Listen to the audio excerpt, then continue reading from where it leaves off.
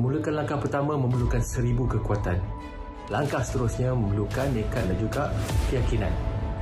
Namun anda semua perlu menyokong dan juga membantu mereka kerana kepilihan itu pasti.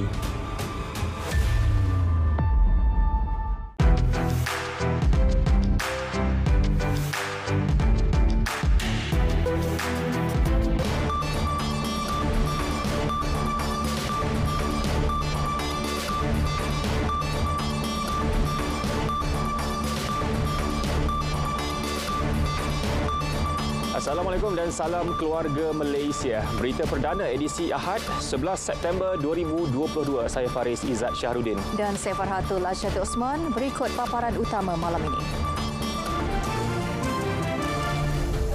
Terputus hubungan. Lokasi terakhir pesawat Eurocopter dilaporkan di hutan Bido.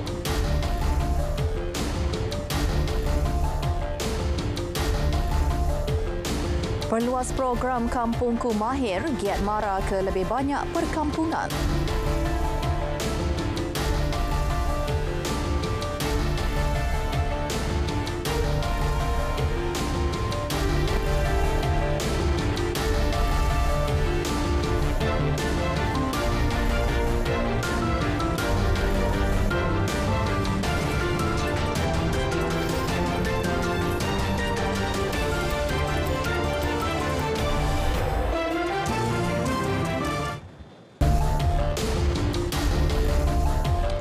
Hilang dari radar, sebuah helikopter jenis Eurocopter kendalian syarikat Heli Outpost Sdn Bhd terputus hubungan kira-kira pukul 12.16 tengah hari tadi dengan lokasi terakhir dilaporkan di sekitar kawasan hutan dekat Bido, Perak. Helikopter bersama seorang juruterbang berlepas dari lapangan terbang Sultan Abdul Aziz Shah Subang pada pukul 11.37 pagi dan sepatutnya mendarat di lapangan terbang Sultan Azlan Shah Ipoh seperti yang dijadualkan pada 12.37 tengah hari. Dan untuk laporan lanjut, kita ikuti sidang media khas bersama Ketua Polis Perak, Datuk Muhammad Yusri Hassan Basri.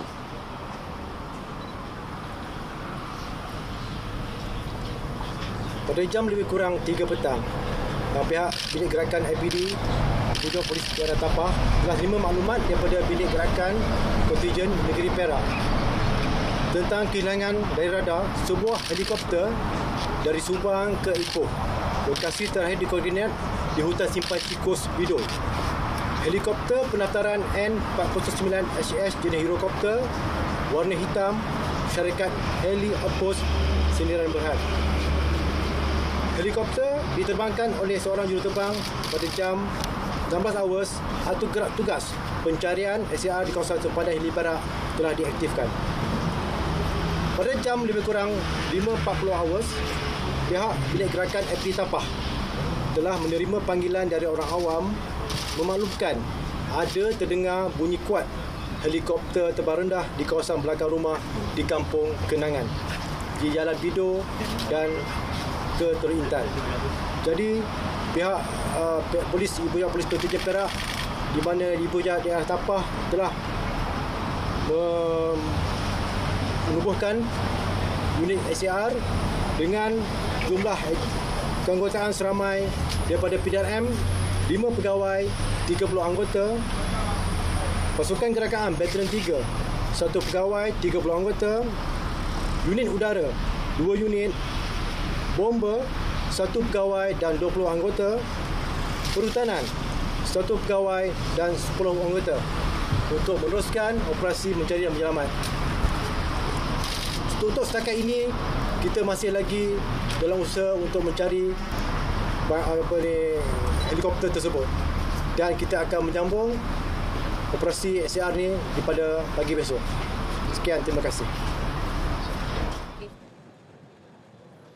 Baik, itu dia tadi sidang media oleh Ketua Polis Perak, Datuk Muhammad Yusri Hassan Basri. Saudara, Kuala Lumpur Aeronautical Rescue Coordination Centre KLARCC di Pusat Kawalan Trafik Udara Kuala Lumpur KLATCC telah segera diaktifkan untuk menentukan lokasi helikopter itu.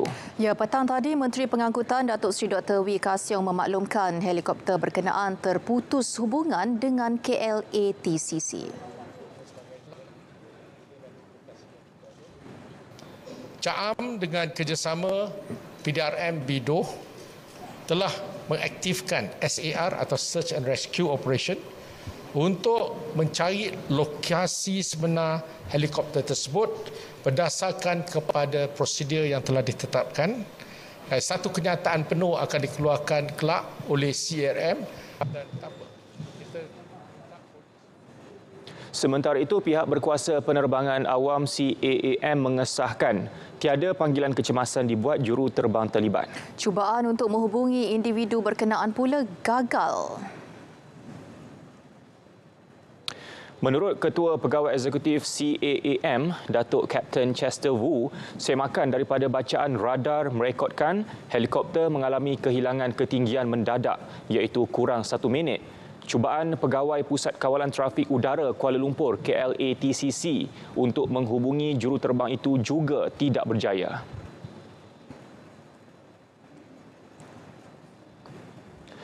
Baik, sejak ditubuhkan pada tahun 1986, Giat Mara berjaya melahirkan lebih 13,000 usahawan dan 40 daripadanya bergelar jutawan. Kadar kebolehpasaran pelajar lepasan Giat Mara juga adalah sangat tinggi. Menurut Perdana Menteri Datuk Seri Ismail Sabri Yaakob, 80% pelatih yang mengikuti kursus di Giat Mara berjaya mendapat pekerjaan, malah ada yang terlibat dalam bidang perniagaan. Tambah Datuk Seri Ismail Sabri, Giat Mara menjadi pilihan utama ramai pelajar lepasan sekolah. Ramai yang berminat untuk masuk ke Giat Mara kerana hasil daripada Giat Mara itu apabila mereka keluar, bukan saja mereka boleh bekerja tetapi boleh menjalankan perniagaan sendiri. Dan saya difahamkan kursus-kursus yang dibuat begitu banyak sejak daripada mula ditubuhkan, tak silap saya 400,000 lebih telah pun dilatih, dan ada tak silap saya ada 40 jutawan yang yang dilahirkan oleh Giat Mara. Jadi sebab itulah kedatangan Giat Mara di sini amat dialu-alukan. Beliau berucap pada program Moh Ngetih dan Kampungku Mahir, anjuran bersama Giat Mara di Kampung Kuala Triang, Bera, Pahang. Setakat ini terdapat 232 cawangan Giat Mara di seluruh negara dengan pelbagai latihan kemahiran ditawarkan. Dalam pada itu, Perdana Menteri mahu program Kampungku Mahir anjuran Giat Mara diperluas ke lebih banyak kawasan kampung. Ia bukan sahaja memberi faedah kepada penduduk yang menerima perkhidmatan, namun dalam masa yang sama membolehkan mereka, khususnya golongan belia, turut mempelajari kemahiran asas sepanjang pelaksanaan program berkenaan. Program seperti ini diteruskan lagi kerana bukan sahaja memberikan faedah kepada penduduk yang menerima servis yang diberikan, perkhidmatan yang diberikan, tetapi juga boleh membantu untuk meningkatkan kemahiran di kalangan penduduk-penduduk kita. Hari ini mungkin 3 kawasan, 3 kampung, mungkin boleh kalau dipersetujui mungkin diperluaskan lagi ke kampung-kampung yang lain pula.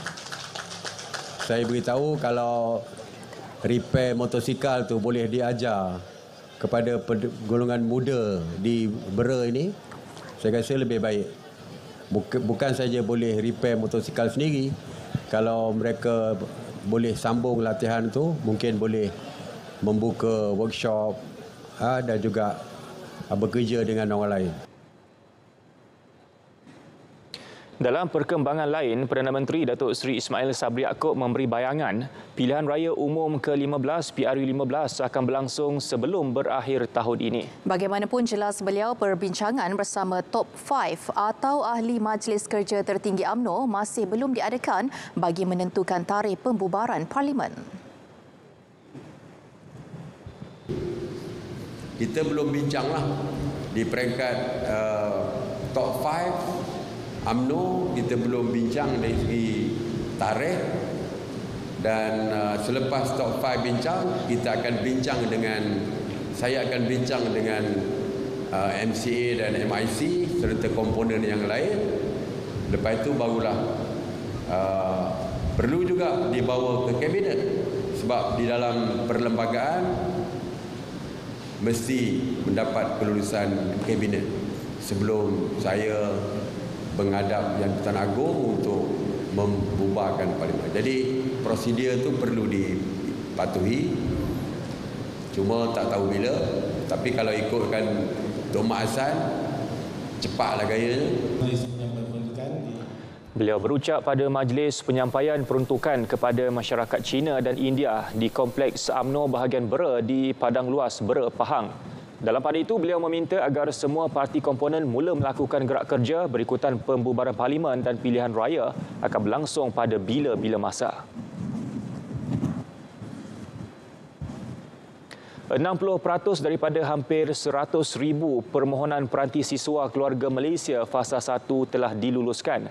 Menurut Menteri Komunikasi dan Multimedia Tan Sri Anwar Musa, mereka bakal menerima peranti masing-masing pada bulan ini. Tegas beliau, pengagihan peranti siswa perlu disegerakan.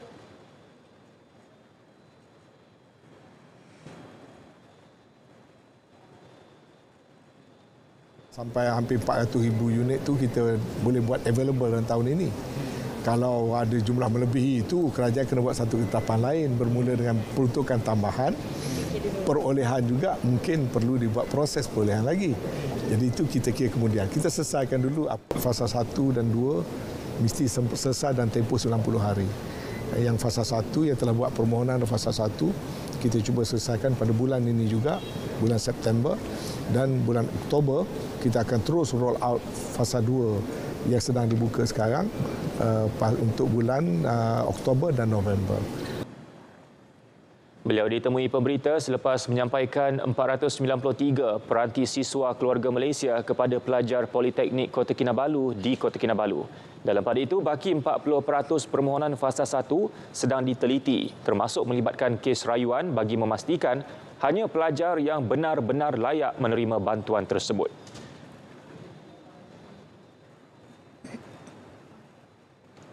Sementara itu, penerima peranti siswa menzahirkan rasa syukur dan gembira.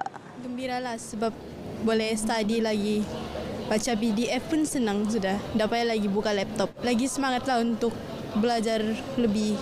Kan face to face sekarang ni macam lagi mencabar. Jadi kalau dapat ni lagi semangat. Saya rasa gembira lah sebab dapat peranti untuk belajar dengan dapat untuk membuat aktiviti yang cikgu berikan. Saya harapkan saya dapat mencapai markah akademik yang tinggi lah sebab sekarang ada pemudahan yang diberi oleh kerajaan semuanya. Saya rasa sangat bersyukur sebab mungkin kalau mau beli sendiri mungkin tidak berkemampuan, tapi saya sangat bersyukurlah untuk hari ini. Ya, saya akan mempertingkatkan pembelajaran saya dan akan selalu menghargai. Peranti ini semestinya saya gunakan untuk keutamaan pembelajaran. Saya harap dengan peranti siswa ini saya dapat mempertingkatkan lagi GPA saya. Agihan peranti siswa keluarga Malaysia bagi fasa 1 dijangka selesai September ini, manakala agihan fasa 2 akan bermula Oktober hingga November ini. Penambahbaikan jalan serta keselamatan pengguna, itu fokus Kementerian Kerja Raya KKR dalam penyediaan bajet 2023. Ia termasuk pemasangan sistem lampu diod pemancar cahaya LED dan lampu isyarat pintar. Menterinya Datuk Seri Fadilah Yusof berkata, penambahbaikan itu mampu menjimatkan kos dan mengurangkan kesesakan lalu lintas.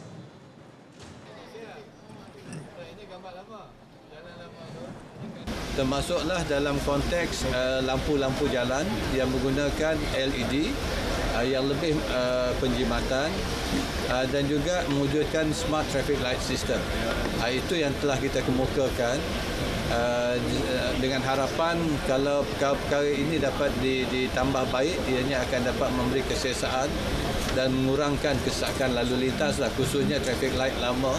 Kalau kita dapat gunakan smart traffic light system, ianya akan lebih efisien kepada pengguna jalan raya. Kementerian Kerja Raya KKR akan memastikan infrastruktur awam berada dalam keadaan baik dan perhubungan jalan tidak terputus sekiranya banjir besar berlaku. Ini termasuk memastikan terdapat laluan alternatif bagi memudahkan pasukan penyelamat dan kecemasan menyalurkan bantuan. Bilik gerakan banjir juga akan diaktifkan di peringkat negeri dan pusat untuk menyelaras bantuan yang diperlukan.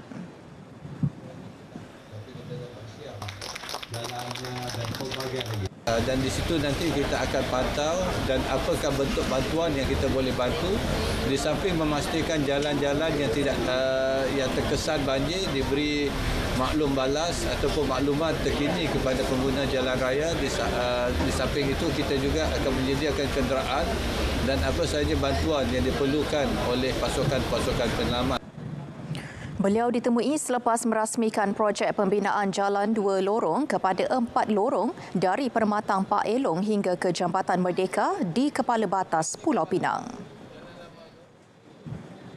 Persiapan lebih rapi dilaksana Jawatankuasa Pengurusan Bencana Pusat bagi berdepan risiko banjir akibat fasa peralihan monsun timur laut.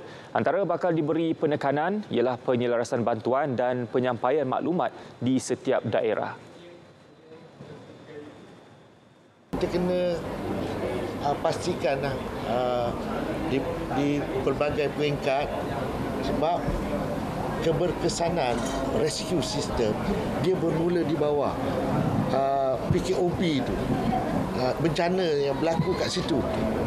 Jadi kalau dia bersedia, kami hanya di peringkat atas tu is all about chain of command, tapi yang bawah ni penting.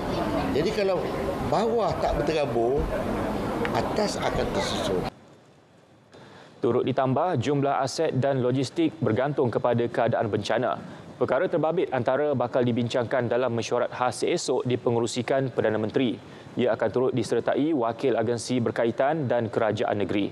Datuk Dr. Abdul Latif ditemui selepas merasmikan Majlis Pecah Tanah Projek Pembinaan Pejabat Negeri Pertahanan Awam Kelantan di Kota Baru. Majikan dicadang memberi cuti khas sehari kepada pekerja yang menjalani ujian saringan kesihatan. Syur dikemuka Kementerian Kesihatan memandangkan kesedaran mengenai kepentingan saringan kesihatan masih lagi rendah. Menterinya Khairi Jamaluddin memaklumkan perkara itu antara yang akan dibincangkan dalam bajet 2023 memandangkan ia memberi kesan kepada majikan.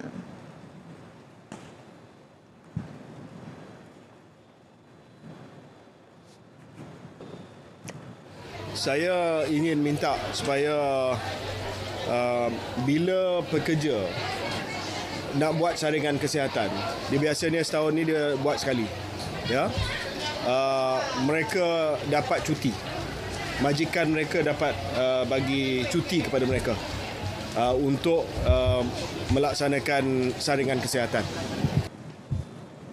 Menterinya Khairi Jamaluddin memaklumkan perkara itu antara yang dibincangkan dalam bajet 2023 memandangkan ia memberi kesan kepada majikan.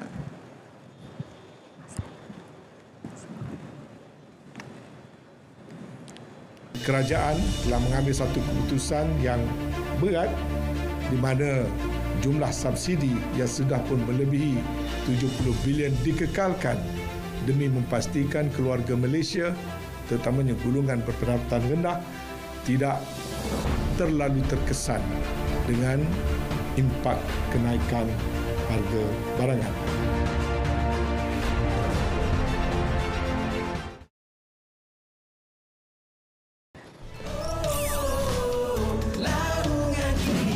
Sambutan Hari Malaysia 2022, 16 September 2022, Jumaat, 8 malam. Bertempat di dataran Memorial Pengisytiharan Kemerdekaan, Melaka. Seluruh keluarga Malaysia dijemput hadir dengan berpakaian tradisional etnik masing-masing.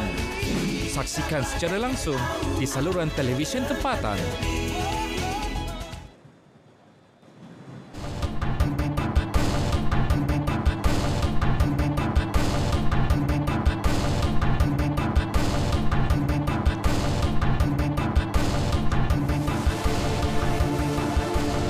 Kementerian Pembangunan Luar Bandar KPLB akan mengesyorkan 2 cadangan kepada Perdana Menteri Datuk Seri Ismail Sabri Yaakob untuk meningkatkan pendapatan pekebun kecil di bawah pihak berkuasa Kemajuan Pekebun Kecil Perusahaan Getah Risda.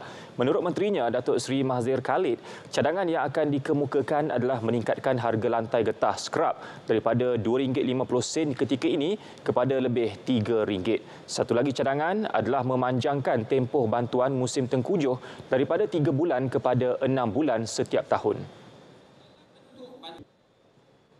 Kita show salah satu pasal kedua-dua melibatkan kos.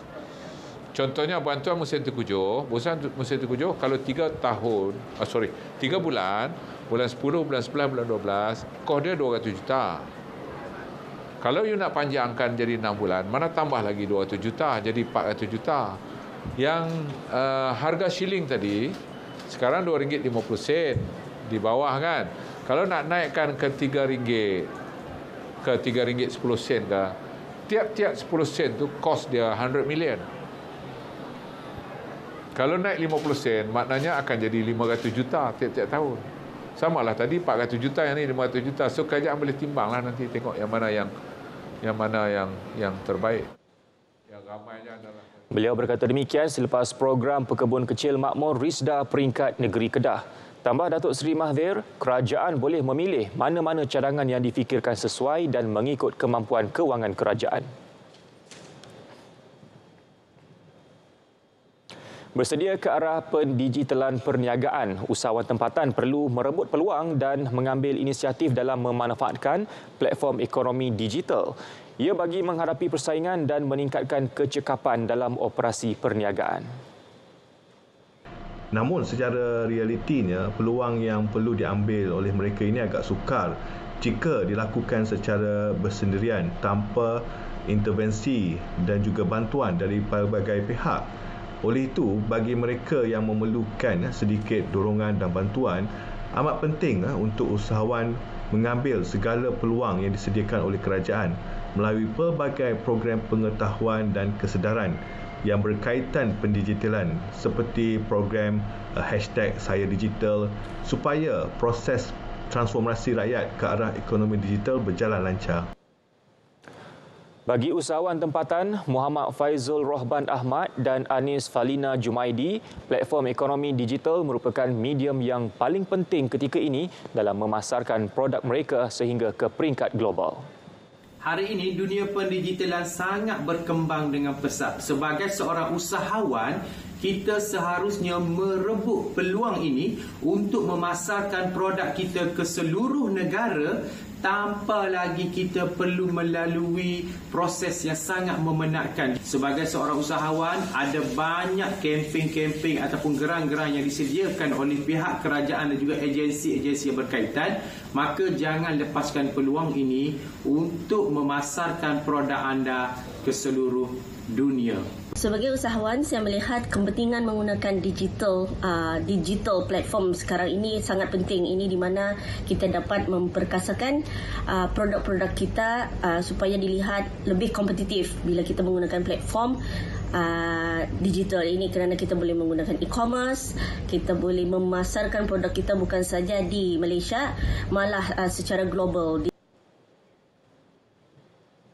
Inflasi boleh dikawal dengan memperbaiki tabiat pembelian pengguna. Masyarakat juga harus peka dengan keadaan ekonomi semasa. Ini sebenarnya bertitik tolak kepada teori ekonomi itu sendiri. Bagaimana permintaan, penawaran, kawalan harga yang dilakukan oleh kerajaan dan seterusnya, sikap masyarakat itu sendiri yang perlu kita tangani, yang perlu kita libatkan bersama untuk menangani strategi inflasi. Dan seperti jelas beliau, peningkatan pendapatan yang tidak selari dengan kenaikan kos sara hidup memberi kesan kepada kualiti kehidupan masyarakat. Kerajaan juga perlu memain peranan dalam memastikan kos pengeluaran dapat dikawal dan pemantauan berterusan dilakukan bukan sahaja di bandar, malah di kawasan luar bandar. Jelasnya, kadar semalaman OPR yang dinaikkan 2.5% lagi baru-baru ini seharusnya tidak dijadikan alasan untuk peniaga menaikkan harga barang mereka. Sebaliknya, ia merupakan strategi menangani inflasi bertujuan memastikan kestabilan harga dan kemapanan pertumbuhan ekonomi untuk jangka masa panjang.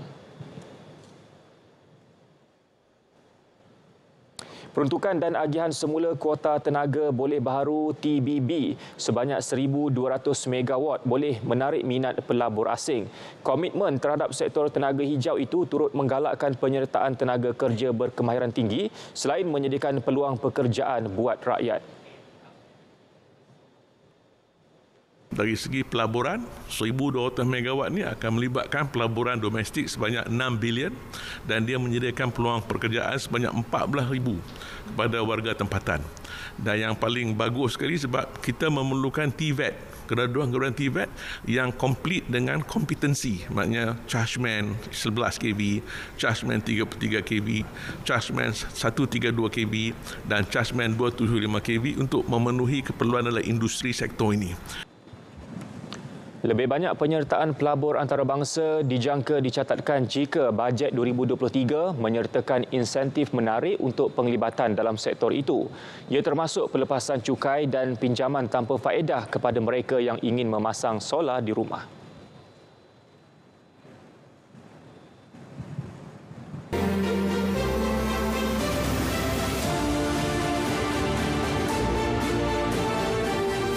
Dalam tempoh 2 minggu operasi yang berjalan daripada 1 Julai sehingga 13 Julai misalnya, lebih pada 100,000 penyiasatan dibuat di seluruh negara.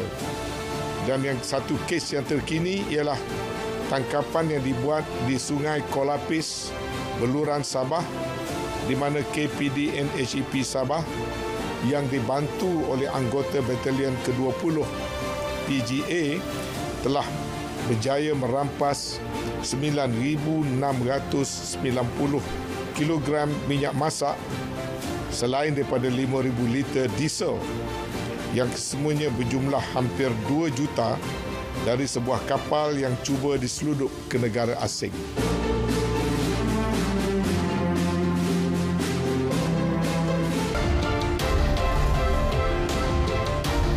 Saudara, sebentar tadi telah pun masuk waktu solat fardu isyak bagi wilayah Persekutuan Kuala Lumpur dan kawasan yang sama waktu dengannya. Baik, saudara, wow, sememangnya sinonim dengan masyarakat Pantai Timur. Keunikannya menjadikan wow bukan sekadar permainan tradisional untuk mengisi masa lapang rakyat negara ini. Ya, malah wow menjadi bukti kekayaan khazanah Melayu yang berjaya mengangkat nama Malaysia di persada dunia. Laporan Amirul Syafiq. Malaysia memiliki 14 jenis wow yang mewakili setiap negeri. 3 daripada 14 wow berkenaan merupakan wow tradisi kebangsaan Malaysia. Ia dikenali sebagai wow bulan, wow kucing dan wow jala budi. Keunikan wow bulan ni dia ada tersendirilah. Maksudnya dia ada contohnya macam reka bentuk dia. Mempunyai di manakah dia punya shape body itu berbentuk bulan sabit dengan adanya bulan dia di sini, okey, dengan corak dan menjadi simbolik lah. Maksudnya simbolik Malaysia. Kalau mana-mana kita pergi pun kita bawa bulan ni pun orang dah kenal Malaysia. And then dengan simbolik not ringgit Malaysia kita, duit RM1 kita, logo wow dengan duit shilling kita 50 sen. Bagi Razi, beliau telah melaksana pelbagai usaha menggunakan kreativitinya untuk terus mengangkat martabat warisan budaya bangsa ini. Beliau menghasilkan produk kraft tangan sebagai tanda ingatan terutama kepada pelancong asing yang datang ke Malaysia. Feedback mereka mengatakan wow ni sangat unik, memang cantik, memang dia kata Malaysia ni memang kaya dengan warna-warni, dengan kesenian kita lah. Okay, my first impression of the wow is a very impressive, flamboyant, stylish, traditional art form. And it represents so many layers of the people because it's not only a physical art. Each wow will actually tell a story, I believe, throughout the making of a wow. So to be able to see wow flying, it's art in a different level. Tentang wow kan, saya memang rasa wow is so magical dan dia memang simbolik untuk Malaysia. And ours is so elaborate and beautiful. So I think the appreciation is deeper when they actually physically nampak macam mana the way it's made. Keunikan wow ni sebenarnya bukan setakat daripada reka bentuk, tapi dari segi warna, dari segi penampilan dia, dan juga dia boleh menggambarkan keseluruhan macam mana kita nak cerita masyarakat majmuk dekat Malaysia ni lah. Keunikan warna-warni ditampilkan dalam satu bentuk dalam sebuah wow itulah. Hakikatnya, banyak usaha yang dilaksana pelbagai pihak untuk menonjolkan WOW sebagai satu identiti Malaysia. Usaha memartabatkan WOW tidak boleh terhenti. Sebaliknya, perlu dilakukan dengan lebih bersungguh-sungguh, terutamanya oleh generasi muda.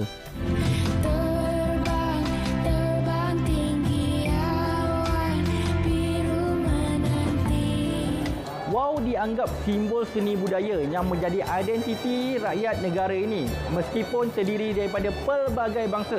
Secara tidak langsung, ia juga mampu meningkatkan lagi prestasi industri pelancongan dan budaya kita. Siapa lagi nak menghargai kalau bukan kita agar seni ini tidak hilang begitu sahaja di telan zaman.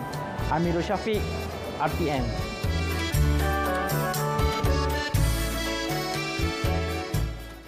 Baik, seterusnya untuk pengemas sukan malam ni, kita akan bersama dengan Azri. Silakan.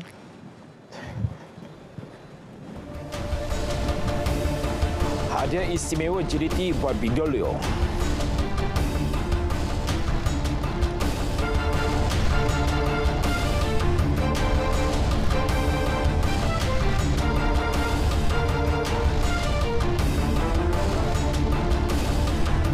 Terima kasih Faris dan Fahatu. Assalamualaikum dan salam suka untuk semua. Kita mulakan dengan aksi final Piala FA. Juara Liga Super 8 kali Johor Darul Ta'zim menghadiahkan trofi sulung buat pengendali baharunya Hector Bidoglio apabila menewaskan Terengganu FC 3-1 pada pertemuan di Stadium Nasional Bukit Jalil semalam. Paling bermakna kejayaan itu juga merupakan gelaran kedua buat skuad Harimau Selatan dalam kempen ini selepas kali pertama menjuarainya pada 2016.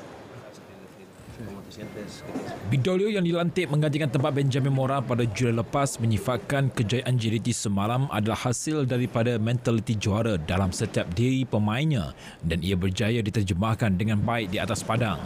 Pengendali kelahiran Argentina itu turut meluahkan penghargaannya kepada pemilik kelab Tunku Ismail Sultan Ibrahim yang meletakkan kepercayaan penuh ke atas dirinya. Quiero agradecer a la gente de JDT que confió en mí, al boss, a toda la gente que lo rodea y también a todo el grupo de jugadores por el esfuerzo que han dado en toda esta copa dentro del campo de juego. La verdad que eso me complace y me pone muy feliz. Pada aksi yang berlangsung di hadapan lebih 84,000 penonton, JDT tampil dengan corak menyerang sekaligus mendominasi hampir keseluruhan permainan. Skuad Harimau Selatan itu mula di depan menerusi jaringan pemain sayap Arif Aiman Muhammad Hanafi pada minit ke-34 sebelum penyerang import Brazil Bergson da Silva meledak 2 gol menerusi penalti pada minit ke-63 dan percubaan susulan pada minit ke-78. Manakala TFC pula memperoleh gol tunggal hasil jaringan Kepler Cece pada minit ke-75. Sementara itu, Ketua Jurulatih Kelab Terengganu FC Nafuzi Zain memohon maaf kepada seluruh penyokong hitam putih selepas gagal menjuarai Piala FA. Menurutnya, JDT wajar memenangi pertemuan tersebut kerana memiliki ramai pemain berkualiti di atas padang. Pertama kali saya nak memohon maaf lah kepada semua penyokong-penyokong Terengganu yang datang. Dengan harapan Terengganu muncul juara malam ni. Terima kasih atas sokongan daripada semua fan. Kita tahu mungkin fan kecewa dengan keputusan malam ni. Saya pun kecewa, tetapi kita dah rasa kita dah bagi yang terbaik dan kita rasa berbangga dengan kejayaan sampai ke final. Biarpun tewas, Nabuzi tetap memuji semangat juang dipamerkan skuad penyu selain mengakui kekalahan ini bakal menjadi pengajaran berguna buat pemain muda. Sementara itu, kejayaan JDT menjulang Piala FA di Stadium Nasional Bukit Jalil turut diraihkan dengan meriah para penyokongnya di dataran Bandaraya Johor Bahru. Tinjauan RTM mendapati lebih 3,000 penyokong Harimau Selatan hadir menyaksikan perlawanan menerusi skrin gegasi yang dianjurkan Majlis Bandaraya Johor Bahru. Itulah. Sangat usaha, memang terbaik game dia, memang cara permainan memang terbaik. Mula-mula tu nampak macam slow sikit tapi dia bagi last ni memang power. Memang orang cakap happy tak terkira lah malam ni dengan JDT menang malam ni. Alhamdulillah, syukur. So far semua okey. Cuma biasalah malam ni kita banyak pada dapatkan kuning kan. Tapi tak apa, yang penting kita menang malam ni. Happy, gembira. Nak jadi macam kita orang. Nak jadi macam dia orang. Bangga sangat. Bangga sangat nak jadi macam dia orang lah. Player favourite adik siapa? Bekson. Siapa? Bekson. Bekson dah Silva. Arif Aiman. Terlebih dahulu dan rempatan kaki kiri yang...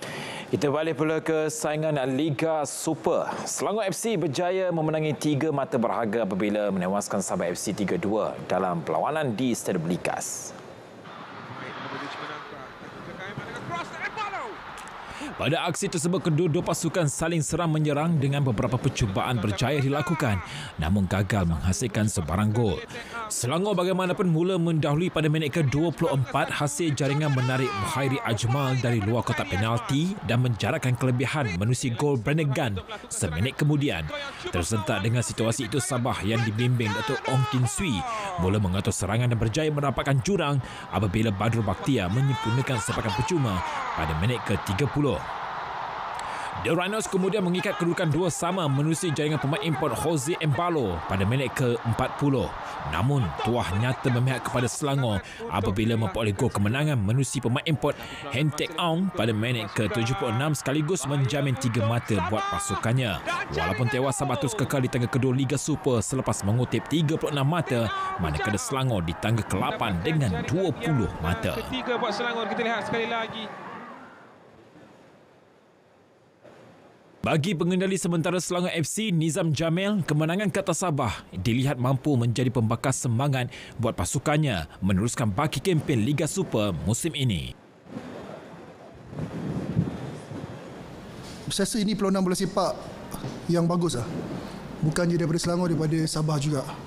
Susah kita nak tengok league yang 2-0 kita leading, kita datang balik 2-2 and then both team tak ragu-ragu untuk menyerang, bertahan kan. So we are lucky. Kita keluar dengan kita ada 1 gol, 3-2. Manakala bagi pengendali Sabah Datuk Ong Kin Swee pula, pasukannya berjaya mempamerkan kebangkitan selepas ketinggalan 2 gol. Namun, kegagalan mengkekalkan fokus di babak kedua menjadi punca kekalahan.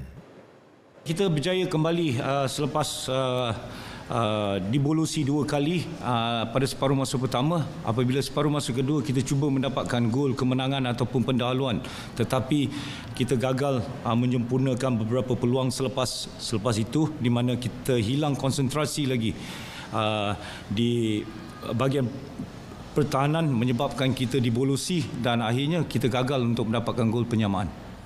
Selepas ini, Selangor dijadual berdepan Kedah Rabu ini, manakala Sabah pula berkunjung ke Terengganu pada 1 Oktober depan.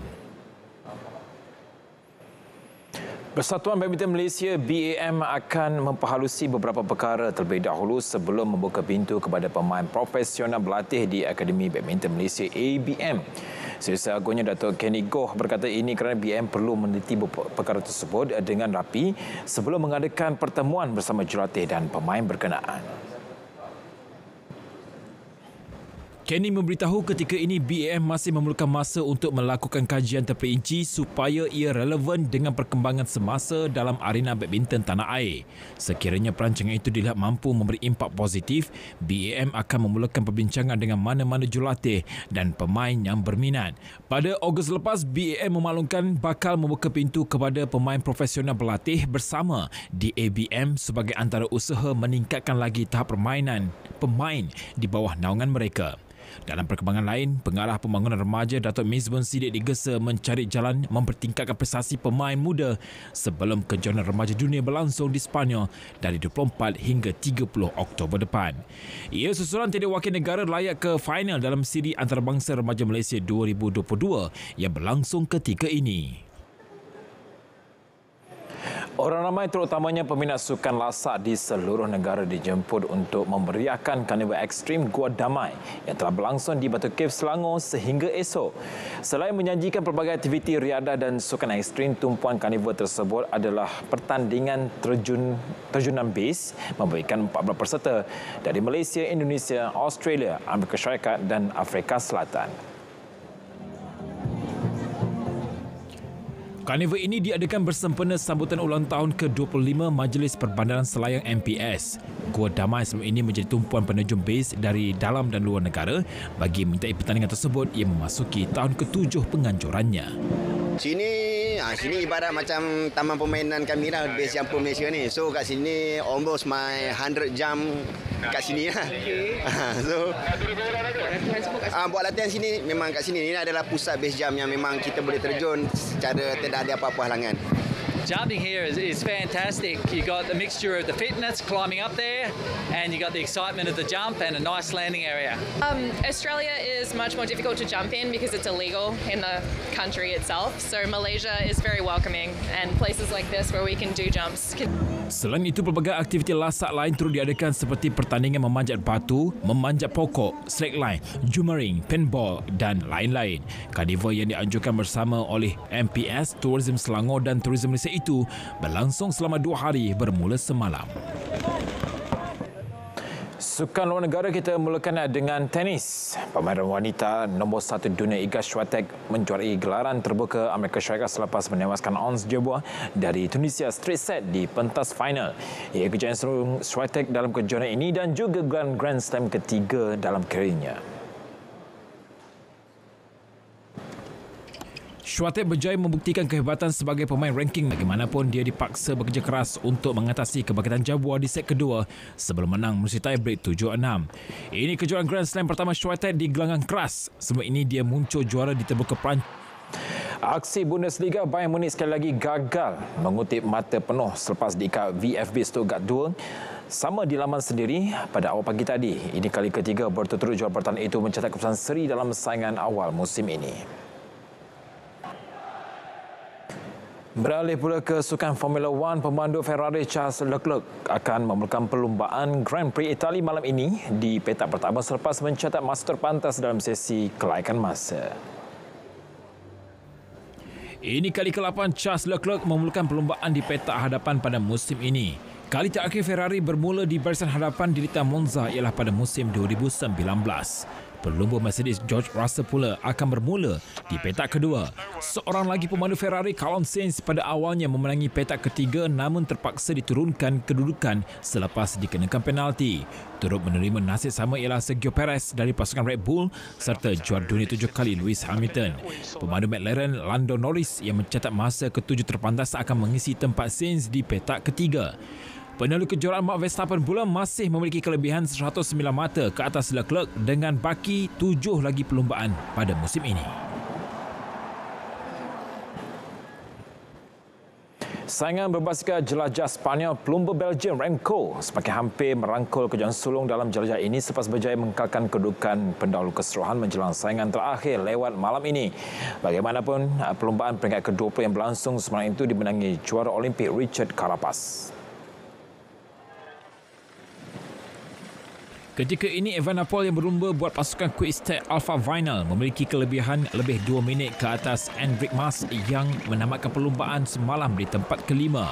Saingan sejauh 181 km itu menyaksikan pertarungan sengit antara Carapaz dan Sergio Higuita. Bagaimanapun, pelumba Ekuador itu berjaya meninggalkan Higuita selepas melakukan pecutan solo ketika baki 7 km ke garisan penaman.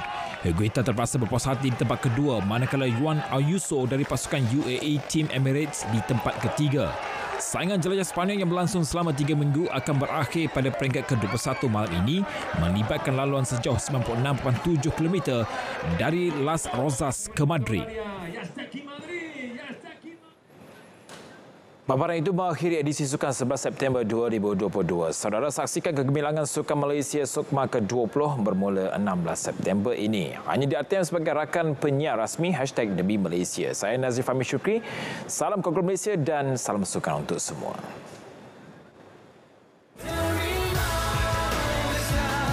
Sukan Malaysia SUKMA 2022 edisi ke-20.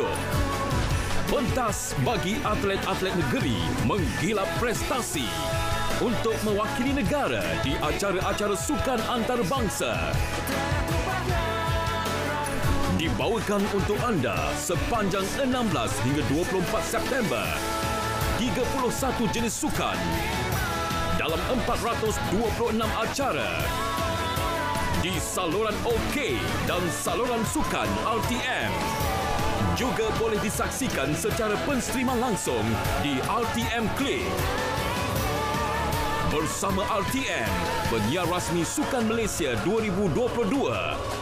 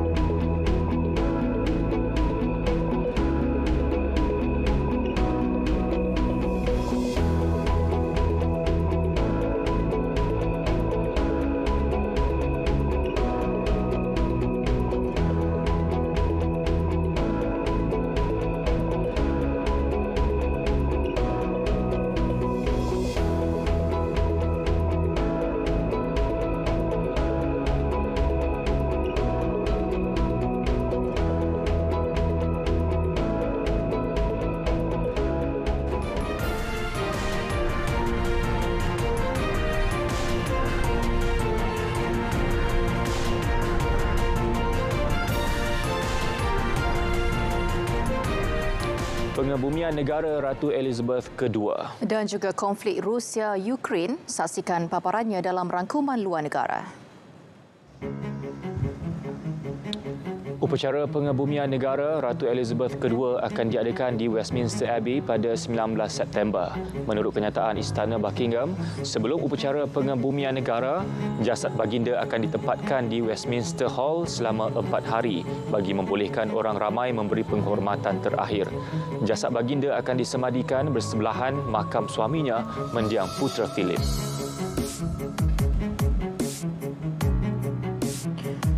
Rusia telah menggerakkan tentera dari bandar Balaklia dan Izium di wilayah Kharkiv, Ukraine ke Donetsk untuk mengukuhkan kedudukannya.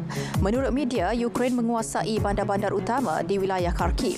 Kementerian Pertahanan Rusia mengesahkan pergerakan tentera ke Donetsk mengambil masa 3 hari. Untuk mengelak kerugian semasa pengunduran, pasukan pertahanan udara Rusia menyerang tentera Ukraine di wilayah Kharkiv.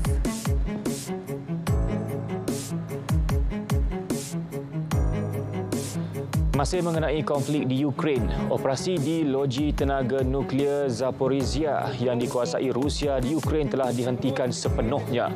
Menurut syarikat nuklear Energoatom, pihaknya telah memutuskan sambungan grid ke loji berkenaan. Rabu lalu, Kiev menyeru penduduk di sekitar loji itu supaya berpindah atas faktor keselamatan. Rusia dan Ukraine saling menuding jari antara satu sama lain. Serangan terhadap loji nuklear mencetuskan kebimbangan berlakunya bencana nuklear.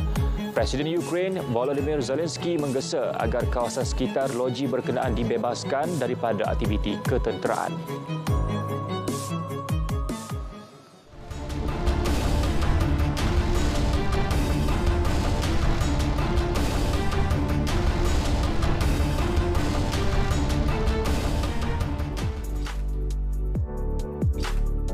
Bertemu lagi dalam Bidiva. Keadaan cuaca tidak menentu tidak mematahkan semangat baladewa dan baladewi membajiri konsert 30 Years Dewa 19 live in Kuala Lumpur di Axiata Arena Bukit Jalil pada malam Jumaat lalu.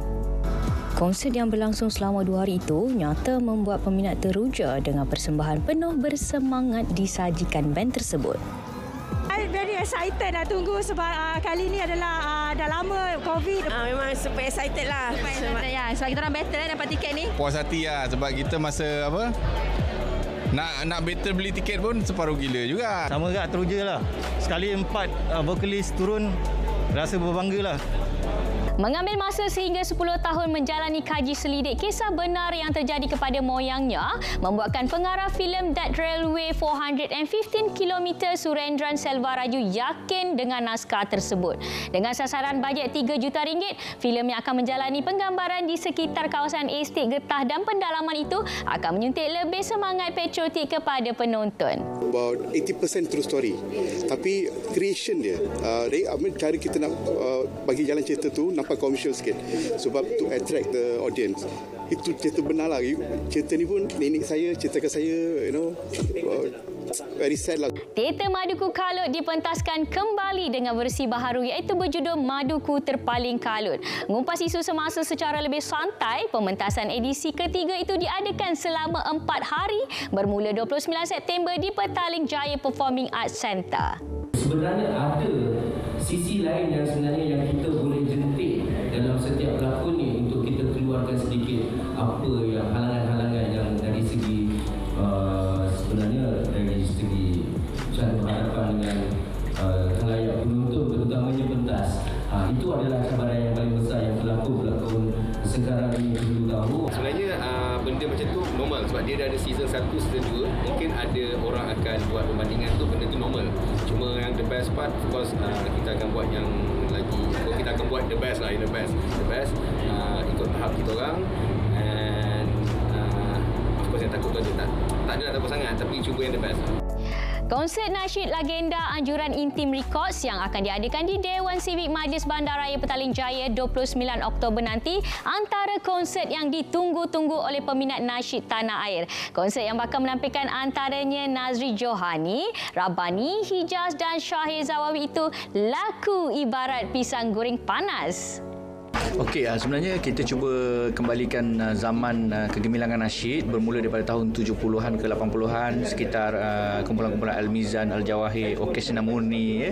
Kemudian dia akan pergi ke fasa seterusnya zaman lebih kurang 80-90-an, Nada Murni, Dezik, lagu-lagu yang popular ketika itu, dan seterusnya pergi kepada nasyid kontemporari ketika tahun 90-an ke 2000. Dan ada juga kita akan masukkan segmen tribute kepada Allahyarham Ustaz Sri Ibrahim. Kita panggil pahlawan nasyid kita dan juga kepada penasyid-penasyid yang telah pun pergi meninggalkan kita sebelum ni. Lebih 2 dekad mengenali antara satu sama lain menjadi titik mula Dakmi untuk mempertemukan teman seperjuangan irama nasyid Rabani, Intim, Mestika dan Hijaz dalam satu album istimewa Projek Dami Bersama Sahabat Selamanya. Jika tiada aram lintang, album itu dijangka menemui peminat penghujung bulan ini. Saya pernah produce mereka dan pernah buat muzik mereka dan pernah bersama atas pentas, jadi tak ada masalah sebab saya dah tahu di mana dia orang punya spot yang cantik, spot yang bagus untuk kita hasilkan lagu. Kita cakap album kali ini lebih macam kenduri lah dan dia satu production yang kami rasa tidak ada canggung pun. 2 tahun negara dilanda pandemik COVID-19 memberikan idea kepada pelakon Adiputra menghasilkan satu produk terapi kepada individu yang mengalami tekanan. Kita dah lalu pandemik PKP. Jadi di situ bila saya membuat CSR, ramai yang masalah segi kesihatan, dan bila saya dapati ramai yang masalah dengan stres, dengan mental dan sebagainya, tercetusnya satu idea tu untuk saya buatkan satu essential oil, dan mungkin perantaraan essential oil ini dapat mengurangkan kesihatan mereka yang ialah dengan stres dan sebagainya itu. Pementasan teater muzikal Upin Ipin Pim Pim Pom di Dewan Plenary Pusat Konvensyen Kuala Lumpur hujung minggu lalu mendapat sambutan memberangsangkan sempena cuti persekolahan. Malah pementasan itu turut menjadi penanda aras membawa jenama Upin Ipin ke persada antarabangsa melalui beberapa siri jelajah antaranya Singapura dan Indonesia. Bila habis tu kita ada 150 pakar untuk buat filem. Kita dah bangunkan modal insan. So pakar-pakar ini bila kita nak buat filem, kita naikkan, akan ada lagi anak-anak muda yang baru menggantikan dia. So kita punya human capital sentiasa berkembang. Dan yang senior-senior ni kita bawa ke luar negeri untuk buat taman tema. Perkongsian itu mengakhiri Bidiva. Informasi hiburan kami sajikan bukan keterlaluan. Saya Caca Yatim. Assalamualaikum. Bye.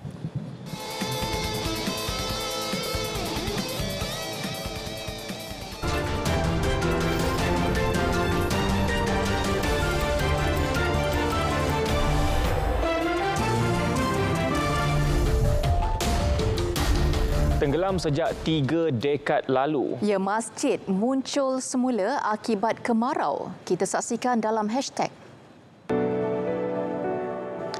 Gara-gara kemarau, sebuah masjid yang ditenggelami air lebih 3 dekad lalu muncul semula.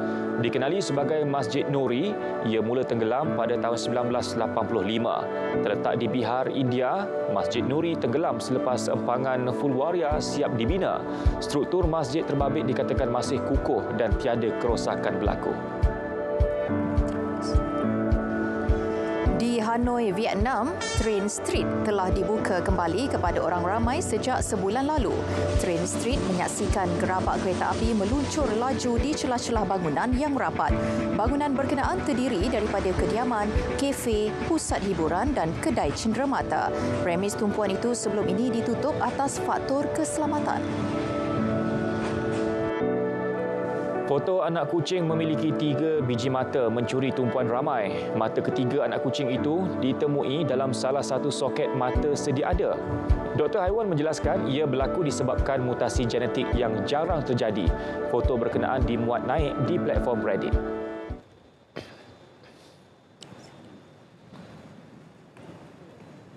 Saudara, berita perdana edisi 11 September 2022 berakhir di sini. Dapatkan perkembangan sahih sepanjang masa melalui portal berita.rtm.gov.my. Ya, semarakkan sambutan Bulan Kebangsaan dan terus kibarkan jalur gemilang menjelang Hari Malaysia. Dengan itu, Assalamualaikum. Salam keluarga Malaysia, jumpa lagi.